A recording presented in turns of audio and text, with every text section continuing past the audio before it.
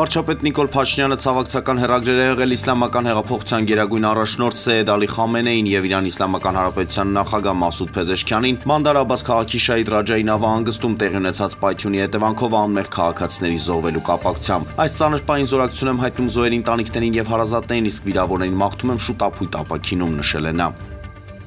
Օմանի Սուլթանությունում Հայաստանի դեսպանատուն բացելու համար կառավարությունն իր այսօրվա ապրիլի 30-ի որոշմամբ արտգործնախարարությանը հատկացրեց 51 միլիոն 880 հազար դրամ։ Արտգործնախարար Արադ Միրզոյանը նաև հայտնել է, որ առաջիկա 1-ից 2 ամիսների ընթացքում Հայաստանը նաև դեսպանություն կունենա Բուդապեշտում, Հունգարիայում։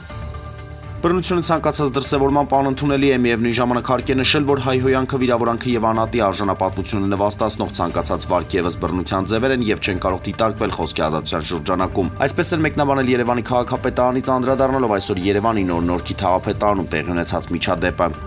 Կառավարությունը 2 ամսով կերկարաձգի Լեռնային Ղարաբաղից բռնի տեղ անված ընտանիքների համար հաստատված սոցիալական ուղղվածություն ունեցող ծրագրերը։ Նախագիծը ներառվել է կառավարության այսօրվա նիստի օրակարգում չզեկուցվող հարցերի շարքում։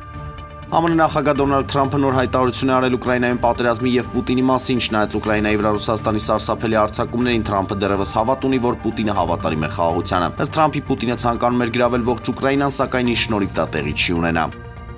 Կարլո Անչելոտին կարող է չգլխավորել Բրազիլիայի հավաքականը Ռեալի դիրքորոշման պատճառով, ավելի վաղ հաղորդվում էր, որ Մադրիդյան ակումբի գլխավոր մարզիչը Բրազիլիայի հավաքականը կգլխավորի հունիսի սկզբին։ Ըստ Ռելևոյի Ռեալը մտադիր չէ մարզչին բաց թողնել մինչև աշխարհի ակումբային առաջնությունը, որը տեղի կունենա հուլիս-հունիս ամիսներին ԱՄՆ-ում, սա հակասում է Բրազիլիայի ֆուտբոլի ֆեդերացիայի ծրագրերին, քանի որ թիմին անհրաժեշտ է մարզիչ որքան հնարավոր է շուտ։